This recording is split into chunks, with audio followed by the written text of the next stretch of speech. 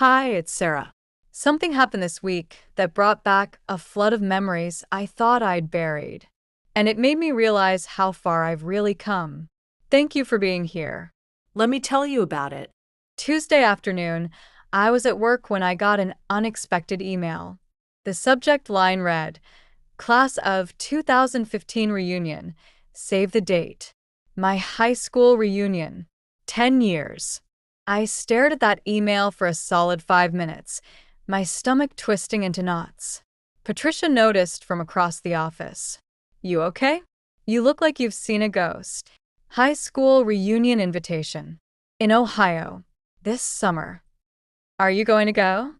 I closed my laptop. Absolutely not. But I couldn't stop thinking about it all day. You see, high school Sarah was a completely different person. I was the girl with big plans. Valedictorian, accepted to 3 universities, dating the star quarterback, convinced I was going to change the world. Everyone thought I had it all figured out. That night, after putting Leo to bed, I did something I haven't done in years. I pulled out an old box from the back of my closet. My high school yearbook, college acceptance letters, photographs from a lifetime ago. There I was at 18, wearing my graduation gown, smiling like I owned the future. My boyfriend Kyle next to me, his arm around my shoulders. The caption underneath read, Most likely to succeed, Sarah Mitchell and Kyle Sanders. I barely recognized that girl. The next morning, Leo found me looking at the photos while having coffee. Mama, who's that? That's me, baby. A long time ago. You look different. Where's your smile? What do you mean? I'm smiling in the picture. No, your real smile. The one you do with me. Kids see everything. Wednesday at work, I couldn't focus. That reunion invitation kept nagging at me. All those people who knew the old Sarah, the one with the perfect plan.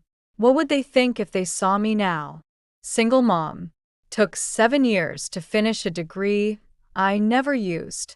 Living in a small apartment in Miami, working my way up from nothing. Not exactly most likely to succeed. Patricia caught me staring into space during lunch. Still thinking about the reunion? I just keep imagining walking in there alone. Everyone asking where my husband is, what I've been doing for 10 years. And what do I say? Oh, I dropped out of college, got pregnant by a guy who left me, and spent the last 4 years just trying to survive. Or you could say, I'm raising an amazing kid, I just got promoted to a job I love, and I've built a life I'm proud of. I looked at her. When did you get so wise? When I stopped measuring my worth by other people's expectations. That evening, Mrs. Chen came over with tea and noticed I seemed distracted. Something troubling you? I told her about the reunion, about high school Sarah, about feeling like I'd failed to become who I was supposed to be. She listened quietly, then said, Sarah, when I was a young girl in China, everyone had planned for me. Marry neighbor boy, work in family shop, have many babies, never leave village. That was the path. But you didn't do that. No. I left. Came to America. Married man my family never met. Had only one daughter when everyone expected many sons. Became teacher instead of shopkeeper. My mother cried, said I ruined my life. Did you regret it? Never. Because I chose my life. Maybe not the life anyone expected, but my life. That's what matters. She patted my hand. You were supposed to be perfect girl with perfect plan. Instead, you are real woman with real life. Which one is better? Thursday, I was giving Leo a bath when he asked me something random. Mama, did you always want to be a mama? The question caught me off guard. Honestly, when I was younger, I thought I'd be a teacher first. I wanted to have my whole life organized before having kids. But you had me anyway? I did. And you know what? You're the best thing that ever happened to me, even if you weren't part of the plan. He splashed water thoughtfully. I like that I wasn't in the plan. It's like I'm a surprise present, the very best surprise present. Friday evening, I was walking home from picking up Leo when I ran into someone I never expected to see. A woman about my age, blonde, pushing a stroller, looking lost. "Excuse me, do you know where the Bayshore apartments are?" I pointed down the street. 2 blocks that way. "Are you moving in?" Yes. "My husband just got transferred here for work. I'm Emily, by the way. Sarah. I live in the building next to Bayshore. Welcome to the neighborhood." We chatted for a few minutes. She has a 2-year-old daughter, just moved from Atlanta, doesn't know anyone in Miami yet. "It's scary starting over in a new city," she said. "I know the feeling.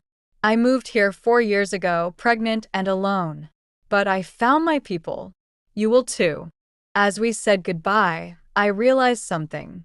For years ago, that was me. Terrified, alone, no idea how I'd make it work. And now I'm the person welcoming someone else, telling them it'll be okay. That night, I decided. I opened my laptop and responded to the reunion invitation. "Thank you for the invite. I won't be able to attend, but I wish everyone well." I didn't need to go back to Ohio to prove anything. I didn't need to show those people who I'd become. I already know who I am. Saturday, David picked up Leo for their zoo trip. Before they left, Leo hugged me tight. Bye, Mama. "I love you." "Love you too, buddy. Have fun." I spent those few hours doing something I rarely do. Nothing. I sat on my tiny balcony with a book and a cold drink, listening to the sounds of Miami. Music from someone's apartment, kids playing in the courtyard below, the distant hum of traffic. This is my life now. Not the one I planned at 18. Not the one everyone expected, but mine. Sunday morning, there was a knock on my door. Mr. Rodriguez, looking excited. "Sarah, the community center wants to do a family music day. I told them about you and your community work. They want you to help organize it." "Interested?" "Absolutely." As he left, I thought about high school Sarah with her perfect plans. She wanted to change the world. Maybe I am changing the world, just not the way I thought I would. One community event at a time. One child raised with love. One neighbor helped. One small act of kindness. This morning, Leo brought me a drawing he made. It was the two of us on a beach under a palm tree with a big sun overhead. "This is us in Miami, Mama. We're happy here." We are happy here, aren't we? The happiest. I'm not the girl from that yearbook photo anymore. The one with all the answers and none of the experience. I'm better. Thank you for being here, for following this journey, for understanding that success doesn't always look like we thought it would. If you're rebuilding your life too, if you're becoming someone different than you planned, please subscribe and stay with us. Because your story matters too. I'll be back soon.